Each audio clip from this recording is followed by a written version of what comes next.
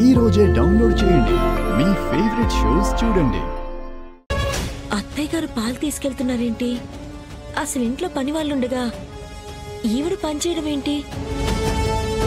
ఇంతకు పాలు తీసుకుని అటెక్కడికి వెళ్తున్నారు?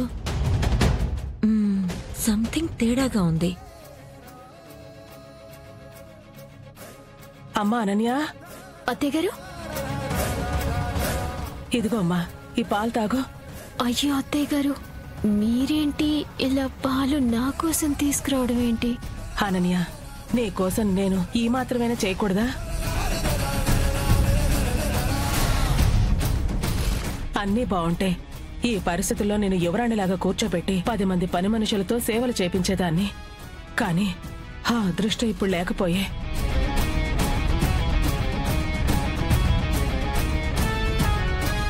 కనీసం దొరికిన ఈ అవకాశాన్నైనా వినియోగించుకోకపోతే ఎలా చెప్పు? తాగమ్మా. ఇప్పుడు ఎంత బలంగా ప్రోటీన్ ఫుడ్ తీసుకుంటే లోపల బిడ్డకి అంత మంచిది. తాగమ్మా.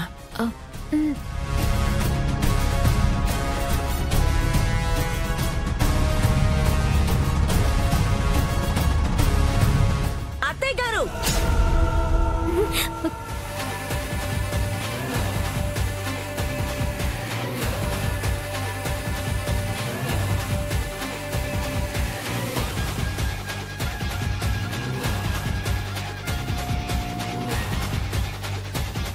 ఏంటత్తయ్య గారు, అసలేం చేస్తున్నారో మీకు అర్థమవుతుందా? ఏంటమ్మా ప్రీతి, ఇప్పుడు ఏమైంది? ఏమైందా? ఏంటండి ఇది? మీరు పని గట్టుకుని ఇలా పాల గ్లాస్ తీసుకొచ్చి పని మనిషికి ఇవ్వడం ఏంటి? అసలు అంత అవసరం ఏముంది అత్తయ్య గారు? అంటే అమ్మా, అది పాపం ఉదయం నుంచి పనులు చేస్తోంది కదా, అందుకని. ఏంటత్తయ్య గారు, నాకేం అర్థం కావడం లేదు. ఇంట్లో పని మనిషి ఉదయం నుంచి పనులు చేస్తూనే ఉంది ఏంటి? ఆ పనులు చేయడానికే కదా తను ఇక్కడుంది. అందుకు మనం నెల నెలా జీతం ఇస్తున్నాం కదా.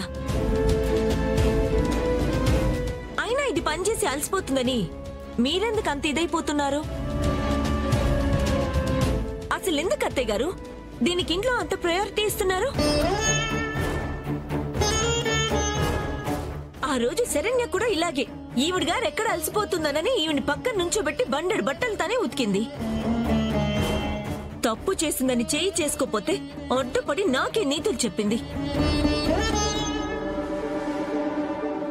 ఏవే, ఏం మ్యాజిక్ చేస్తున్నావే ఇంట్లో? అసలు ఇంట్లో కోడలు నువ్వా నేనా అర్థం కావడం లేదు. అదేంటమ్మా అలా అంటావు? అంతేగా అత్తయ్య గారు, ఇంత ప్రేమగా నా కోసం మీరెప్పుడైనా కనీసం పాలైనా తీసుకొచ్చిచ్చారా చెప్పండి?